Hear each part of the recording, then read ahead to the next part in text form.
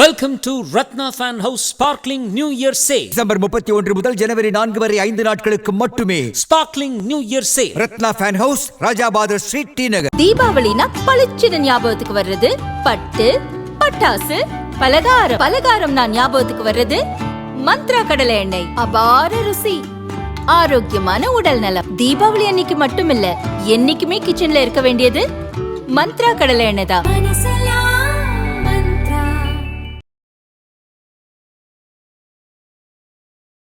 தினமலர் நேயர்களுக்கு வணக்கம். இன்றைய நேர்காணலில் நம்முடன் இணைந்திருக்கிறார் டெல்லியிலிருந்து மூத்த பத்திரிகையாளர் திரு சேகர் ஐயர் அவர்கள். வணக்கம் சார். வணக்கம் ஷாம்லா. வணக்கம் சார். தமிழகத்துல பார்த்தா திமுக காங்கிரஸ் கூட்டணிக்குள் பிளவு அப்படின்ற ஒரு செய்தி தான் தொடர்ந்து இங்க பேசப்பட்டு வருகிறது. உண்மையிலேயே அப்படி ஒரு நிலை இருக்கா? காங்கிரஸ் உண்மையிலேயே ரெண்டா பிரிஞ்சிருக்கா? திமுகவோட கூட்டணி சேரணுங்கிறதுல மாற்று கருத்து இருக்கா? இரண்டு அணி இருக்கா? உண்மையிலேயே டெல்லியில என்னதான் சார் நடக்குது, சொல்லுங்க சார். இல்ல, ரெண்டு கருத்து இருக்கிறது. அதாவது எப்படி ஃபியூச்சர் எப்படி போகுது. ராகுல் காந்தி பொறுத்தப்பட்டும் காங்கிரஸ் இனிமே சும்மா செகண்ட் ஃபிடில் வாசிக்கப்படாது. நம்ம கட்சி வளரணும். அண்ட் இன்னைக்கு அவரை பொறுத்தப்பட்டும் மோடியை எதிர்த்து ஏதாவது ஒரு கட்சி செயல்படுகிறது அது காங்கிரஸ் பார்ட்டி தான். அண்ட் மோடிக்கு எதிர்த்து, மோடி ஆட்சிக்கு எதிர்த்து குரல் கொடுக்கிறது தான் as leader of the opposition. அதனால காங்கிரஸுக்கு கொடுக்க வேண்டிய இதை கொடுத்தான், அது எந்த கட்சியா இருந்தாலும் சரி. ஏன்னா பாஜகவா தேசிய அளவில் எதிர்க்கிற சக்தி காங்கிரஸுக்கு ஒன்றுக்குதான் இருக்கிறது.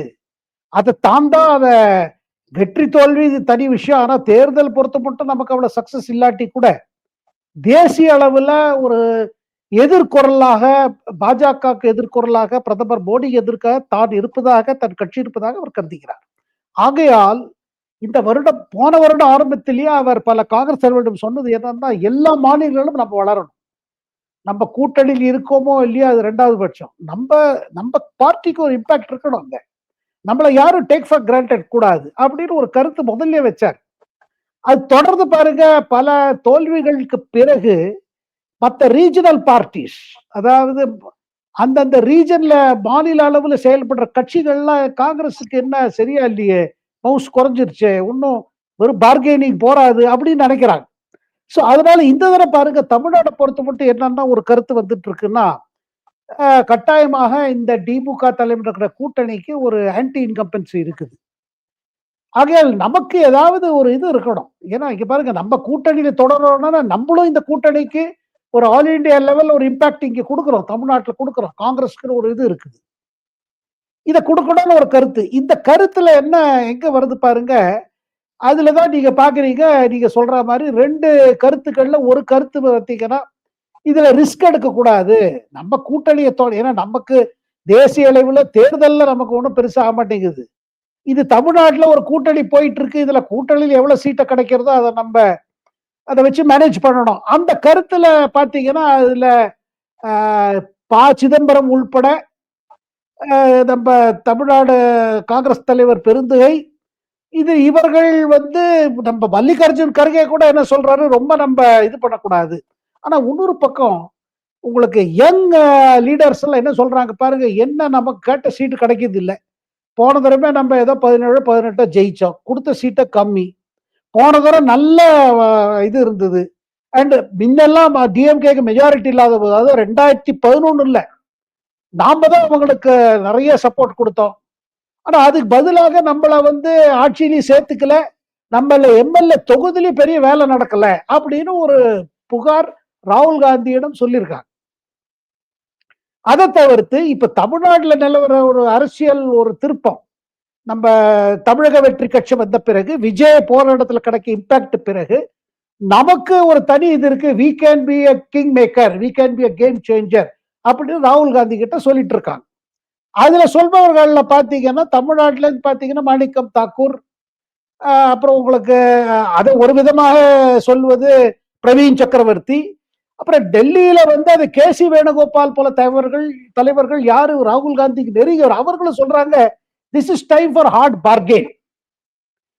அந்த பார்கெயின் பேசுவது அது டிஎம்கே தலைமைக்கு பிடிக்கல. ஏன்னா முதல்ல இந்த மாதிரி தனித்தனி குரல் வருவதை கிளாரிபிகேஷன் கேட்டாங்க. என்ன முடிவு பண்றீங்க, ஏதாவது யோசிச்சுட்டு இருக்கீங்களா, இல்ல அந்த மாதிரி ஒண்ணு இல்லைன்னு செல்வ பெருந்தகவேல் தலைவர்கள் வந்து இல்ல நாங்க கமிட்டி போட்டு டிஸ்கஸ் பண்ணணும் அப்படின்னு ஒரு கமிட்டி ஒண்ணு போட்டாரு. ஆனா அந்த கமிட்டி அனௌன்ஸ்மெண்ட் கூட அவர் பண்ணாரு சென்னையில. அது டெல்லியில இருந்து ஏஐசிசி அனௌன்ஸ்மெண்ட் மாதிரி வரல. கூடவே கிரீஷ் சோடங்கர் என்ன சொன்னாரு, முதல்ல சொன்னாரு பிரவீன் சக்கரவர்த்தி வந்து தனி கருத்து, அது ஒன்றும் காங்கிரஸ் கட்சியோட இது இல்ல. ஆனா அதே நேரத்துல இப்ப 2 நாள் இப்ப சென்னைக்கு வந்து முகாமிட்டு ஒருத்தரை விசாரிக்க போறாரு, என்ன செய்வது, தனியா வேற ஏதாவது இந்த மாதிரி கன்ஃபியூஸ்டு சிக்னல் என்ன ரிஃப்ளெக்ட் பண்றதுன்னா, அது ராகுல் காந்தி, பிரியங்கா காந்தி, கேசி வேணுகோபால் இவங்கெல்லாம் யோசிக்கிறாங்க என்னன்னா எங்கேயாவது ஒரு இடத்துல நமக்கு ஒரு இது பண்ணணும். ஆனா அதே நேரத்துல பல சீனியர் தலைவர்கள், சிதம்பரம் போல தலைவர்கள் என்ன சொல்றாங்கன்னா, இதுல ரிஸ்க் எடுக்க கூடாது, இது கரெக்ட் டைம் இல்ல. இதுல வந்து அதுல என்ன ஒரு சார்ஜ் வருதுன்னா, ஏன்னா தமிழ்நாடு காங்கிரஸ் கமிட்டியில பாருங்க, குரூப்பிசம், ஃபேக்ஷன் இதெல்லாம் எப்போது இருந்ததுதான், புதுசு ஒண்ணும் கிடையாது. அவங்க இண்டிவிஜுவல் இன்ட்ரெஸ்ட பாத்துக்கிறாங்க. செல்வ பெருந்தகைக்கு அவருக்கு ஸ்டாலினுக்கு நெருங்கியவர், அவரோட பிசினஸ் நல்லா தான் போயிட்டு இருக்கு. ப சிதம்பரத்துக்கு வந்து அடுத்த ராஜ்யசபா எங்கேருந்து வரும் தான் அவர் யோசிக்கிறார் 27 பிறகு, அப்படி இப்படின்னு ஒரு குற்றச்சாட்டு. ஆனா இந்த குழப்பம் பாத்தீங்கன்னா டெஃபினட்டா கூட்டணியில ஒரு பெரிய அதிர்ச்சி கொடுத்துருக்கு. அதனாலதான் வைகோ போல தலைவர்கள், திருமாவளவன் போல தலைவர்கள் இது என்னது காங்கிரஸ் இப்படி ஆரம்பிக்கிறாங்க புதுசா. பட் ஒண்ணுங்க, ராகுல் காந்தி கிட்ட யாராவது போய் சொன்னாங்க வச்சுக்கோங்க, இந்த மாதிரி நம்ம வந்து பிஜேபியை தடுக்கணும் தமிழ்நாட்டுலன்னா, நம்ம ஒரு இந்த விஜயோட கூட்டணியில ஏதாவது சேர்ந்துக்கிட்டு ஏதாவது பண்ணாதான் தடுக்க முடியும் பிஜேபியை. அவர் அதிமுக திமுகவோட அவர் பிஜேபி எங்கேயோ இதுல லாபம் அடைந்திருக்கூடாது. ஏன்னா டிஎம்கேயோட தோல்வி பாஜகவோட வெற்றிய தேசிய லெவல்ல அது இது பண்ணப்படும், பேசப்படும். சோ அதுக்கு நம்ம இடம் கொடுக்க கூடாது, அதுக்கு நம்ம கவுண்டர் பண்ணணும்னு. ஆனா இந்த மாதிரி பேச்சுனால ஒண்ணு நிச்சயங்க, திமுக தலைமைக்குள்ள பாத்தீங்கன்னா அவங்க மாதிரி இது தோணுது. ஏன்னா ராகுல் காந்தி என்ன செய்வாருங்கிறது அவங்க கான்பிடன்ஸ் கிடையாது. ராகுல் காந்திக்கும் ஸ்டாலினுக்கும் பர்சனலா நல்ல ரிலேஷன், ஸ்டாலினுக்கும் சோனியா காந்திக்கும் நல்ல ரிலேஷன். ஆனா ராகுல் காந்தி என்ன முடியும், பீகார்லயே பாருங்க எல்லாம் நல்லா போயிட்டே இருந்தது, கடைசியில தேஜஸ்வியோட டென்ஷன், இவ்வளவு சீட்டு கொடுக்கலன்னா இது கிடையாது அப்படி இப்படின்னு சொல்லி அதுல டேமேஜ் ஆச்சு. சோ திமுகக்குள்ள என்ன பேசப்படுகிறது, இந்த மாதிரி Congress பண்ணிட்டுனா then we have to prepare. அது ஏன்னா ஒண்ணு நிச்சயங்க, இவங்க இப்ப இன்னைக்கு பாருங்க பல பத்திரிகைகள்ல கூட வந்திருக்கு, அது அந்த நியூஸும் அது சொல்லப்பட்ட, அதாவது என்ன சொல்லுவது, காங்கிரஸ் தரப்புல இருந்து அது ஒரு நேஷனல் மீடியால ப்ரொஜெக்ட் ஆகிற மாதிரி எல்லா இதுலயும் வந்திருக்கு. என்ன, நீங்க அட்லீஸ்ட் ஒரு 40 சீட்டாவது கொடுங்க, 38-40 கொடுங்க, அது தவிர்த்து எங்களுக்கு ஒரு வாக்குறுதி கொடுங்க, திருப்பி ஆட்சிக்கு திமுக வந்துன்னா அமைச்சரவையில எங்களுக்கு இடம் இருக்கும், அட்லீஸ்ட் ஒரு இடமாவது 2 இடமாவது 3 இடமாவது கொடுங்க, இந்த மாதிரி ஒரு சிக்னலிங் நடக்குது. இதுல பார்த்து, ஆனா இதெல்லாம் நடக்குவதற்கு காரணம் மேலிடத்தில், அதாவது ராகுல் காந்தியிடம் இன்னும் ஒண்ணு இதை நிறுத்துங்கன்னு சொல்லல. இதை நம்ம ஒண்ணு புரிஞ்சுக்கணும், ராகுல் காந்தி விரும்பாதையோ இல்ல பிரியங்கா காந்தி விரும்பாம இந்த மாதிரி ஒரு டிபேட்டோ டிஸ்கஷன் நடக்காது. இல்ல இப்போ ஜோதிமணி அவர்கள் வந்து உள்ள இருந்தே சொல்றாங்களே, ஒரு சிலரோட சுயநலத்திற்காக வந்து தமிழக காங்கிரஸ் அழிவு பாதைக்கு போயிட்டு இருக்கு அப்படிங்கிறாங்க. இப்ப வந்து நீங்க வந்து சொல்றீங்க ராகுல் காந்தி அவர்களுக்கு தெரிஞ்சுதான் இங்க ஒரு டிபேட் நடக்குது அப்படின்னு. அப்ப இவங்க சொல்ற ஸ்டேட்மெண்ட் வந்து அப்ப எதை குறிக்கிறதா நீங்க நினைக்கிறீங்க? உள்ளுக்குள்ள உண்மையிலே என்ன இந்த விஷயத்துல நடக்குதுன்னு. ஏன்னா இன்னைக்கு வந்து கிரீஷ் சோடங்கர் கூட இதை பத்தி சொல்லியிருக்காரு, அவங்க வெளியில சொல்லியிருக்க கூடாது, உள்ள சொல்லி இருந்தா என்ன பிரச்சனைன்றத நம்ம சால்வ் பண்ணிருக்கலாம் அப்படிங்கிறத அவர் சொல்றாரு. அப்ப அவங்க என்னமோ அங்க இருக்கு அப்படின்னு தானே அதை புரிஞ்சுக்க முடியுது. உண்மையாவே அவங்களுக்குள்ள ஏதோ ஒரு காங்கிரஸ், தமிழக காங்கிரஸ்க்குள்ள ஏதோ நடந்துகிட்டு இருக்கு அப்படின்னு தானே அதை புரிஞ்சுக்க முடியுது. கட்டாயமாக ஷாம்லா, அது உள்ளுக்குள்ள நடக்குது. ஆனா அதே நேரத்துல இது காங்கிரஸ் ஒரு மேலெடுத்த டாக்டிக்ஸ் கூட. இந்த சிக்னலிங் இருக்கு பாத்தீங்களா, இது ஒரு விதமாக திமுகக்கு என்ன சிக்னலிங் தலைமைக்கு, பாருங்க எங்க கட்சிக்குள்ள இந்த மாதிரி இருக்குது, இவங்களை நாங்க சமாதானப்படுத்துறோம்னா நீங்க you have to come with better offer, அந்த சிக்னலிங் நடக்குது. இல்லைன்னா இதே கிரீஷ் சோடங்கர் ஒரு வாரத்துக்கு முன்னாடி என்ன சொன்னாரு, பிரவீன் சக்கரவர்த்தி சொல்வது தன் சொந்த கருத்து, ஆஃப் த ரெக்கார்டும் சொன்னாரு. பல பேர் டெல்லியில இருந்து பேசின போது அதான் சொன்னாரு, இல்ல இது அவங்களோட இதுதான், இது தனி கருத்து, இது ஒன்றும் கட்சி ஒன்றும் முடிவு பண்ணல. ஆனா அதே நேரத்துல அதிகமாக சீட்ல நமக்கு நம்ம கண்டெஸ்ட் பண்ணணும், அதிகமா எம்எல்ஏ வரணும், and we have to be part of the government. இதுல என்ன திருப்பி இது 5 வருஷம் என்ன சாதிச்சோம், நமக்கு அதாவது கூட்டணினா கூட்டாட்சியும் வரணும், அதுல அலையன்ஸும் வரணும், அலையன்ஸோட கோலிஷன் வரணும். இது பாருங்க காங்கிரஸ்ல அதிகமா சொல்றாங்க.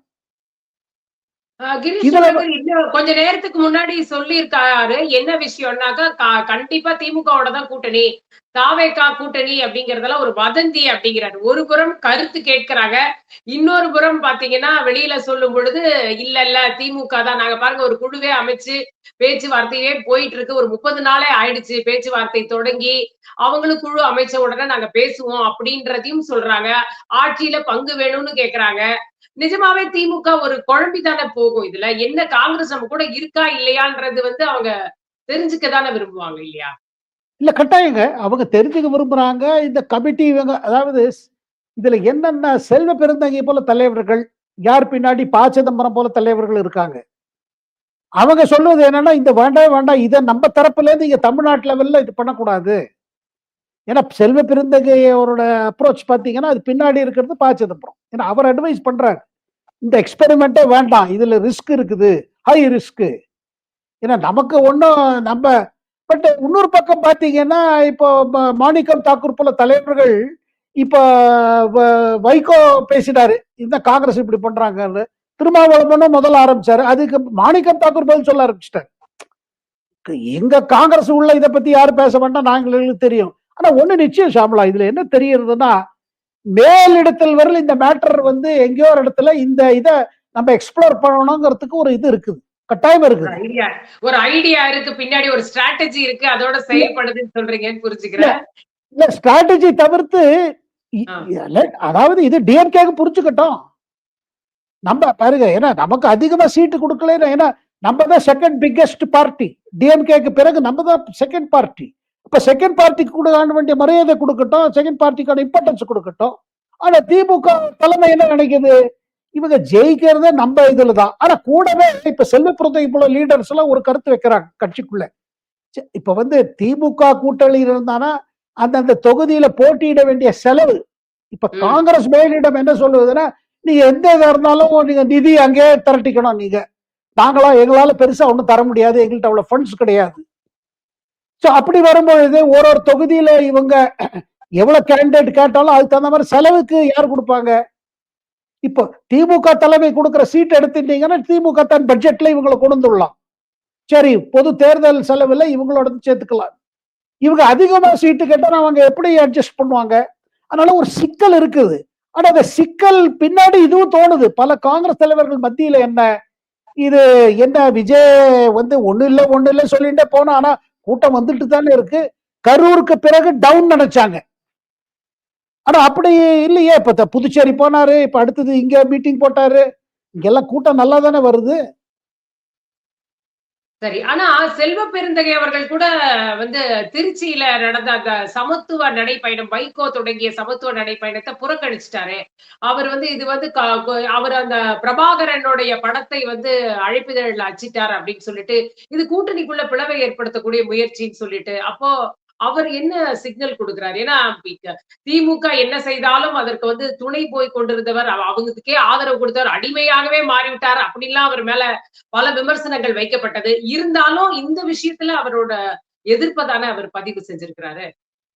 இல்ல அதாவது வைகோ கொஞ்சம் இதுல அதிகமா சொல்லுவார். இப்ப இன்னைக்கு தமிழ்நாடு அரசியல்ல இல்லமோ இந்த தமிழ் இல்ல பிரச்சனை இன்னொன்னு பெரிய இப்ப பாலிடிக்ஸ்ல கிடையாது. ஆனா ஒரு விதமா திரும்பி வந்துட்டு இருக்கு. பாருங்க, மஹிந்த ராஜபக்ஷோட மகன் ரொம்ப எம்பியா இருக்கிற அவர் விஜய் அரசியல் இதை ரொம்ப வரவேற்று வாழ்த்துக்கள் தெரிவிச்சாரு. அதுக்கு பிறகுமே ஆனா பெரிய கான்ட்ரவர்சியா இல்ல. காரணம் என்னன்னா 2009 2010 அந்த அதாவது இலங்கையில நடந்த போர்ல எல்டிடி முழுமையாக இது அடிக்கப்பட்டது, கம்ப்ளீட்டா அதை இது பண்ணிட்டாங்க. அதுல பண்ணும்பொழுது திமுக தலைமை ஒன்றும் பெரிய பெரிய குரலை கொடுக்கல.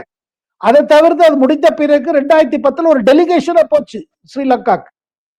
அதுல டிஆர் பாலு, கனிமொழி போல தலைவர்கள்லாம் இருந்தாங்க. இதுல பைந்தபக்ஷா பார்த்து தமிழர்களுக்கு, ஈழத்தமிழர்களுக்கு என்ன செய்யப்படுகிறது, அவங்க முகாம்ல எப்படி ரிலீஃப் இருக்கு, ரிஹாபிலிட்டேஷன் நடக்குது, அதெல்லாம் காமிக்க பார்த்துட்டு வந்தாங்க. அதனால அதே நேரத்துல விஜய் பாருங்க, இப்ப விஜயும் பிரபாகரனுக்கு ஒரு இது கொடுத்திருக்காரு. இதுல ஒரு டபுள் ஸ்டாண்டர்ட் இல்லாம பேசக்கூடியது ஒரு தலைவர் தான் பேச முடியும், அது சீமான் தான் பேச முடியும். ஏன்னா தொடர்ந்து அவர் ஒரு லைன் எடுத்திருக்காரு. மத்தவங்க எல்லாம் எப்பப்போ மாத்திட்டு இருக்காங்க. ஆனா வைகோவோட போது ஒரு சிக்னலிங்காக எனக்கு தோணுது இவர் செல்வ பெருந்தகை ஒரு சிக்னலை கொடுக்க விரும்புறாரு. ஏன்னா அவர் மேல திருப்பி திருப்பி வருது என்னன்னா இவர்லாம் ஸ்டாலின் அடிமை ஆயிட்டாரு, ஸ்டாலின் அடிமை ஆயிட்டாரு. இப்ப இப்ப அண்ணாமலையே பாருங்க என்ன சொல்றாரு பாஜக தலைவர் அண்ணாமலை. காங்கிரஸ்ல 2 குரூப் தான் இருக்குது. ஒன்னு ஸ்டாலின் குரூப், இன்னொரு விஜய் குரூப். சரி. இப்ப உண்மையிலேயே இப்ப பிரச்சனை வந்துருச்சுன்னா திமுக தரப்புல இருந்து ஒண்ணு சொல்றாங்கல்ல, 11 சீட்டு தான் காங்கிரஸ் அதுக்கு மேல அப்படின்னு அருண் நேரு அவர்கள் ரொம்ப நாளைக்கு முன்னாடியே ஒரு ட்வீட் போட்டிருந்தத நாம பார்த்தோம் எல்லாருமே. அப்ப அங்கேயும் காங்கிரஸ்க்கு அதிக சீட்டு கேட்டாலும் கொடுக்க கூடாது அப்படின்ற ஒரு மனோநிலை இருப்பதான பார்க்கப்படுது. நீங்க சொல்றீங்க சீட்டு அதிகமா கேட்கக்கூடிய ஒரு முயற்சியா இவங்க இதை பண்றாங்க அப்படின்ட்டு. அப்படின்னாலும் கிடைக்க வாய்ப்பு இல்லையே. திமுக இருக்கிறவங்களே அதை விரும்பாத மாதிரி இருக்கு. இல்லைங்க, அதாவது திமுக தலைமையில என்ன பேசிக்கிறான்னா காங்கிரஸ் எத்தனை சீட்டு எவ்வளவு ஜெயிச்சாங்களோ, சிட்டிங் எம்எல்ஏஸ் எவ்வளவு இருக்காங்களோ அந்த சீட்டை எடுத்துக்கிட்டோம். அதுக்கு மேல 1-2 எடுத்துக்கிட்டோம். மேக்சிமம் என்ன 20 போன தடவை 23 சரி, அதுக்கு ஃபைனலா ஸ்டாலின் முடிவு பண்ணுவார். இன்னும் 2-3 சீட் அதிகம் கொடுக்கணுமானா அது முடிவு பண்ணுவார். ஆனா அதுக்கு டபுள் கேட்டீங்கன்னா நீங்க 40 கேட்டீங்கன்னா நாங்க எப்படி தருது? சோ அதனால இது ஒரு ஹார்ட் பார்கெனிங் பொசிஷன். இது ஃபைனல் பொசிஷன் கிடையாது. இப்ப இவங்க 40னா இவங்க 10-11 ஆரம்பிக்கிறாங்க. இது சிக்னலிங் நடக்குதுங்க. பப்ளிக்கா ஒரு மெசேஜிங். நீங்க ஹார்டுனா நாங்களும் ஹார்டு. ஆனா இதுல இந்த ஹார்ட் சிக்னலிங்ல எங்கேயாவது பால் ஏதாவது பழம் பால்ல விழாம கீழே விழுந்துட்டு போறது. சோ அந்த மாதிரி ஒரு ஆனா அதே நேரத்துல கேடருக்குள்ளே ஒரு கன்ஃபியூஷன் இருக்கிறது காங்கிரஸ் கேடர்ல. இல்ல விஜய் இவ்வளவு கூட்டம் வருது, விஜய் இவ்வளவு கூட்டம் வருது, என்ன பண்றது? அப்புறம் ராகுல் காந்தியும் விஜயும் பேசிட்டு இருக்காங்க. ஏன்னா அதுவும் நடந்துட்டு தான் இருக்கு. இப்ப என்ன ஏன்னா ராகுல் காந்தி திருப்பி திருப்பி சொல்வது என்னன்னா அவர் கிடைக்கிற ஃபீட்பேக் பாருங்க, இந்த விஜய் தனிப்பட்டு நின்று இது பண்ணாருன்னா அவர் டிஎம்கே ஓட்டை தான் டிவைட் பண்ண போறாரு. முதல்ல என்ன நினைச்சாங்க, ஆப்போசிஷன் ஓட் டிவைட் ஆகும் நினைச்சாங்க.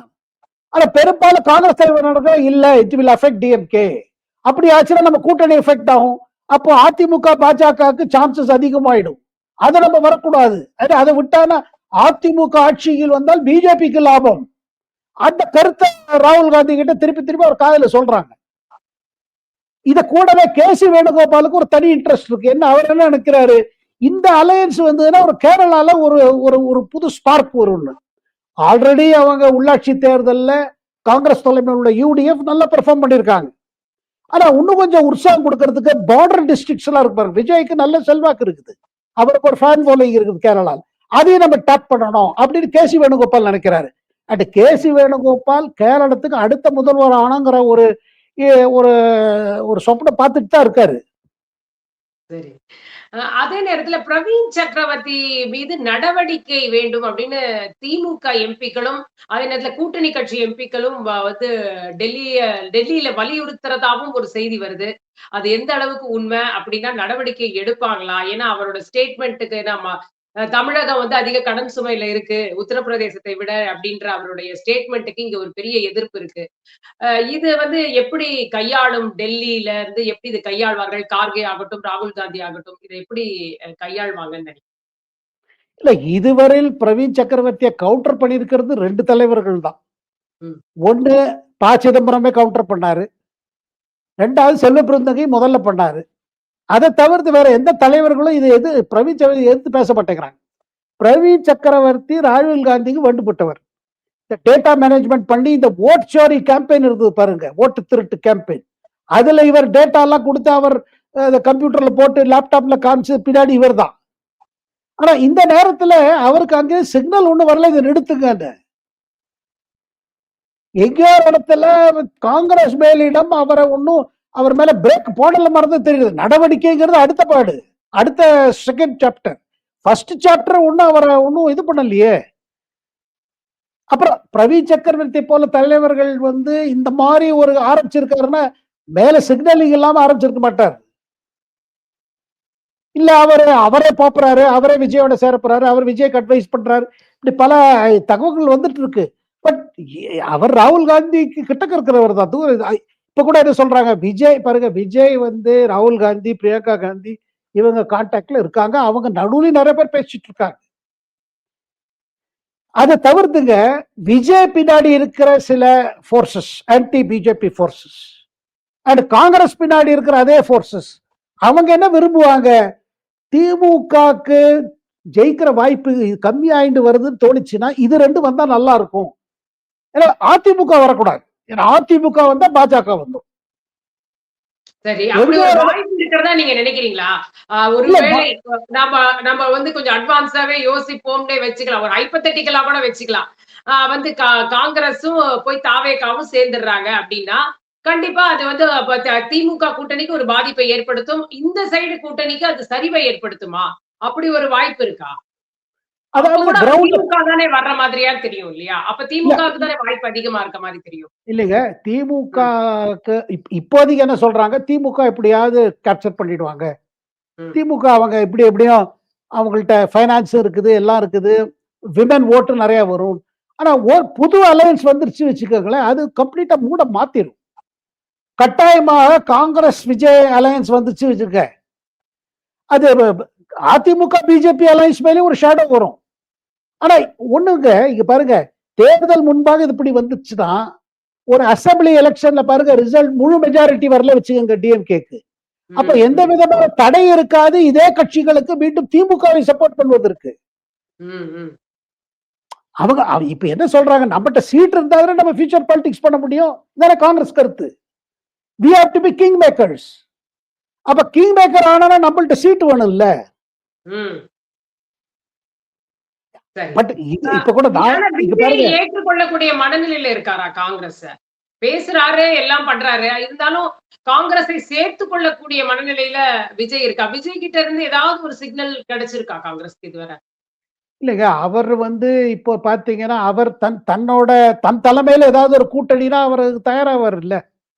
ஏன்னா இதுவரை பாருங்க அவர் தனித்து நின்று என்ன செய்ய போறாரு, அது அந்த கேள்வி வருது. ஏன்னா சரி, அவருக்கு போறது அங்கங்க கூட்டம் வருது, இது ஓட்டை எப்படி கன்வெர்ட் ஆகும்? எங்க தலைமையில ஒரு கூட்டணி இருக்கும், எங்களுக்கும் டிஎம்கேக்கு தான் போட்டி. இப்ப காங்கிரஸ் போல ஒரு கட்சி ஒரு பெரிய முடிவுக்கு வந்துச்சு வருங்க, கட்டாயமா விஜய்க்கு அது பெரிய பூஸ்ட் அது. பட் அவ்வளவு தூரத்துக்கு ஸ்டாலின் போக விட மாட்டாருங்கிறது என் நம்பிக்கை. ஏன்னா ஸ்டாலின் பாருங்க, அவர் மெச்சோர்டு ஒரு இவர், அவர் கொஞ்சம் விட்டு கொடுத்து, not only matured at same time, சரி கொஞ்சம் விட்டு கொடுப்போம், கொஞ்சம் சீட்டு கொடுப்போம், அந்த மாதிரி ஒரு, ஏன்னா ஃபைனலிட்டி வரும் பொழுது அது ஸ்டாலின், ராகுல், சோனியாக்குள்ள முடிவாகும் இல்ல. அது இப்ப அதே மாதிரி கொண்டு போக முடியுமான்றதுலயும் ஒரு சிக்கல் இருக்கிறது திமுகன்னு தான் பார்க்க முடியுது. ஏன்னா காங்கிரஸுக்கு நீங்க சீட்டு அதிகரிச்சீங்கன்னா எல்லா கூட்டணி கட்சிகளுக்கும் இப்ப வந்து அந்த சீட்டு இன்னும் எக்ஸ்ட்ரா கொடுக்க வேண்டிய நிலைமை ஏற்படும் இல்ல. அப்ப அத வந்து அவங்க ஹேண்டில் பண்றது அவங்களுக்கு கஷ்டமா தானே இருக்கும். இல்லைங்க, அதான் இது ஃபைனல் வந்து அவர் தான் முடிவு எடுக்கணும். ஏன்னா ஸ்டாலின் தான் இப்ப டிஎம்கே எவ்வளவு சாக்ரிஃபைஸ் பண்ணணும்னு 5, 10, 15 பொறுத்து. ஏன்னா இப்ப பேசப்படுறது என்ன, அட்லீஸ்ட் ஒரு 180 சீட்ஸாவது நம்ம கண்டெஸ்ட் பண்ணணும் அட்லீஸ்ட். ஏன்னா அவங்க முதல்ல என்டையர் இது 200 பேசிட்டு இருந்தாங்க, அட்லீஸ்ட் ஒரு 180 போனாதான் உங்களுக்கு 120, அதாவது மெஜாரிட்டியாவது நம்ம கிட்ட இருக்கணும் இல்ல, டிபெண்டா இருக்கக்கூடாது. ஆனா அதிகமாக இப்ப என்ன சொல்றாங்க, விஜய் கேம்பெயின் நல்லா சூடு பிடிச்சிச்சுன்னா there is a possibility of a hung assembly also. அதை எல்லாரும் எதிர்பார்க்கறாங்க. அது மாதிரி நல்ல கேம்பெயின் ஆச்சு வச்சுக்கோங்க. அண்ட் டிஎம்கேவால சமாளிக்க முடியல வச்சுக்கோங்க ஆன்டி இன்கம்பன்சியை. ஏன்னா எம்எல்ஏ மாத்த போறாங்க, புது புது ஆளுக்கு டிக்கெட் கொடுக்க போறாங்க. ஸோ இது ஏன்னா டிஎம்கேக்கு பெரிய சேலஞ்ச் என்னன்னா, ஒரு புது உங்களுக்கு மறுமலர்ச்சி திமுக தேவை இப்போ உங்களுக்கு. அப்பதான் அவங்களால ஃபேஸ் பண்ண முடியும் அடுத்தது. அண்ட் ஒண்ணுங்க, மெயின் ஃபைட் என்ன, உதயநிதி வர்சஸ் விஜய், இதுதான் மெயின் பேட்டில். அதுலதான் இதெல்லாம் மத்ததெல்லாம் சேர்ந்துக்கிறது. அப்ப ஏடிஎம்கே பிஜேபி கூட்டணி இந்த சீன்லயே இல்லன்னு நினைக்கிறீங்களா? இல்ல, சீன்ல இருக்குது. ஆனா யாரை டிவைட் பண்ணுவாங்க இத பாருங்க. முதல்ல விஜய் வந்த போது, முதல்ல வந்த போது திமுக தலைமையில அவ்வளவு டென்ஷன் இல்ல. சரி, இது எதிர கட்சிகள் ஓட்டு தான் இதாகும்னு, பிளவு ஏற்படும். ஆனா இப்ப போப்போ என்ன நடக்குது, இது நம்மளை பாதிக்கும்னு ஒரு இது வந்துருச்சு. அதனால்தான் பாருங்க, விஜய்க்கு மீட்டிங் பல இடத்துல பண்ண முடியாத சில நிர்பந்தங்கள், அது கரூர் சம்பவத்துக்கு பிறகு அதிகமானது. அப்புறம் கரூர் சம்பவமே பாருங்க, அது பல விதமாக பாக்குறாங்க. இல்லாட்டி அவர் ஒரு இதுலதான் போயிருந்தாரு, என்ன சொல்லுவாங்க ஆங்கிலத்துல, ரோலர் கோஸ்டர் ரைடுப்பாங்கல்ல, அப்படியே ஒரு இது மாதிரி போயிட்டு அது பிரேக் ஆச்சு. அதுக்கு பிறகு மீண்டும் ஆரம்பிச்சிருக்காரு. மீண்டும் தனக்கு கேம்பெயின் துவங்கின பிறகு அவருக்கு இப்ப கூட்டம் அதே மாதிரிதான் இருக்கு. ஆனா சில கருத்துக்கள் என்ன சொல்றாங்க, இல்ல பல பேர் அவரை சீரியஸா எடுத்துக்கிறது இல்ல. இப்ப சமீபத்துல எனக்கு சில பேர் இல்ல அவர் என்ன பிரதர் சினிமா டயலாக் கொடுக்குறாரு, அது ஒன்றும் பெரிய இம்பாக்ட் இருக்காது அப்படிங்கிறாங்க. ஆனா இதுல ஒன்றும் சொல்ல முடியாது. ஏன்னா யங்ஸ்டர்ஸ் அதுல ஓட்டர்ஸ்ல பாருங்க, தமிழ்நாடு ஓட்டர்ஸ் ரெண்டு இது, ஒன்று 18 to 25, 25 to 30. Plus women voters separate. ஏன்னா விமன் ஓட்டர்ஸ் இந்த திமுக அரசு கொடுத்த இந்த 1000 ரூபாய் ஸ்கீம்ல பல பேர் ரொம்ப இம்பாக்டடு. ஆனா கிடைத்திருக்கிறவர்களும் கம்மி. 1 கோடி எத்தனை பேருக்கு தான் கிடைச்சிருக்கு? 1,15,00,000 பேருக்கு தான் கிடைச்சிருக்கு. அது இவங்க கொடுத்த வாக்குறுதிகள்லாம் முழுமையா வேற இம்ப்ளிமெண்ட் ஆகல. இப்ப இன்னமும் அதுல சேர்த்திருக்காங்க. முன்ன 1,35,00,000 இருந்தது. இன்னும் கொஞ்சம் இப்ப அடிஷன் இன்னும் நிறைய கேட்பவர்களுக்கெல்லாம் கிடைக்கக்கூடிய ஒரு சூழல் இப்ப உண்டாயிருக்கிறத பார்க்கிறோம். இன்னமும் அதிமுக பிஜேபி கூட்டணி விஜய் வர வேண்டும் என்று விரும்புகிறார்களா? இன்னமும் அந்த சைடு ஒரு பேச்சுவார்த்தை போயிட்டு இருக்கிறதா நீங்க நினைக்கிறீங்களா?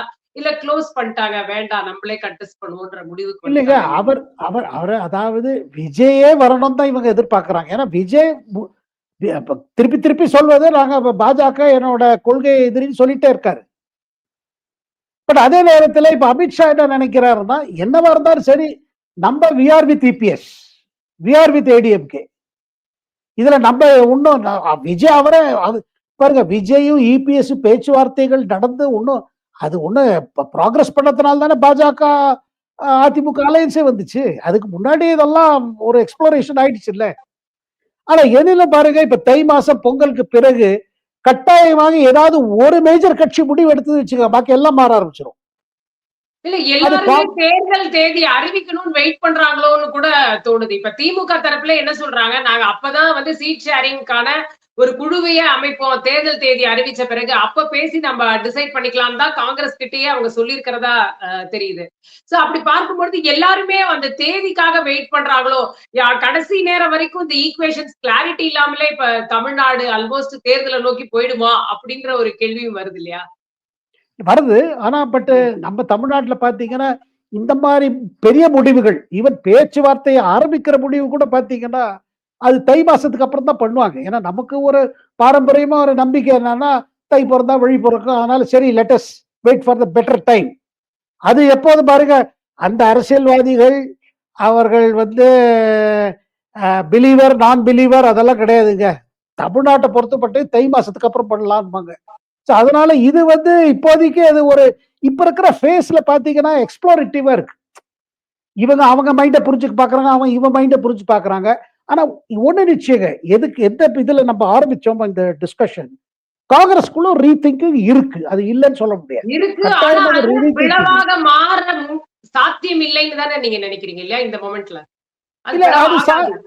இல்ல பிளவு ஆகாது. காரணம் என்னன்னா, இப்ப பாருங்க தனி இப்ப ஒரு செய்தி கூட வந்தது, அந்த மாதிரி காங்கிரஸ் விஜய் கூட போனா சிதம்பரம் மீண்டும் ஒரு தனி கட்சி ஆரம்பிச்சிருவாரு, அந்த ஜனநாயக இது மாதிரி ஒண்ணு அப்போ டிஎம்சில இருக்கும்போது பண்ணாரு, அந்த மாதிரி ஒண்ணு பண்ணுவாரு, அவர் டிஎம்கேவோட தான் இருப்பாரு, அந்த மாதிரி எல்லாம் ஏற்படுத்தி வச்சுக்க, அது எல்லாருக்கும் லாஸ். அவ்வளவு தூரத்துக்கு போகாது. எனக்கு தோணுது என்னன்னா, அவங்க காமிக்கிறாங்க பாருங்க, நீங்க இப்படி பண்ணா நாங்க இப்படி பண்ணோம், நாங்க இப்படி பண்ணா இப்படி பண்ணோம். ஆனா அதே நேரத்துல எனக்கு என்ன தோணுதுன்னா, ஸ்டாலின் லாஸ்ட் மினிட்ல இந்த டிஎம்கே கூட்டணியை சேவ் பண்றதுக்கு ஏதாவது யோசிப்பாரு. அட்லீஸ்ட் 20 ஆரம்பிச்சா சரி, 25 வச்சுக்கோங்க, அட்லீஸ்ட் 30 வரல் கூட போலாம், அந்த மாதிரி கூட போலாம். ஏன்னா அலையன்ஸ் சேவ் பண்ணணும் தான். ஆனா அதே நேரத்துல இந்த பங்கு கேட்கிற விஷயம் வந்திருக்கு பாருங்க, ஆட்சியில பங்கு வேணும். இது தமிழ்நாடு பாலிடிக்ஸோட ஒரு புது டர்ன். இப்ப அதே தானே பாஜகவும் திருப்பி திருப்பி சொல்லியிருந்தாங்க. முதல்ல பாஜக அதிமுக கூட்டணி என்டிஏ ஆட்சி சொன்ன ஒரே டென்ஷன் ஆச்சு. அப்ப என்டிஏ ஆட்சினா அவர் அமித்ஷா சொன்னாரு, பாஜக இல்லாத ஆட்சி இருக்காது. அதுவும் அதேதான். தேசிய கட்சிகள் பாஜகவோ காங்கிரஸோ இப்ப என்ன நினைக்கிறாங்கன்னா, we must have a say. சும்மா சப்போர்ட்டிங் பார்ட்டியா இருந்தா நம்ம we cannot grow. பார்க்கலாம் சார், இன்னும் போக போக எப்படி டெவலப்மெண்ட் வருது தமிழக அரசியல்ல, இன்னும் என்னென்ன மாற்றங்கள் வருது அப்படின்றத பார்க்கலாம். நேரத்திற்கும் கருத்துக்களுக்கும் மிக நன்றி. வணக்கம். நன்றி.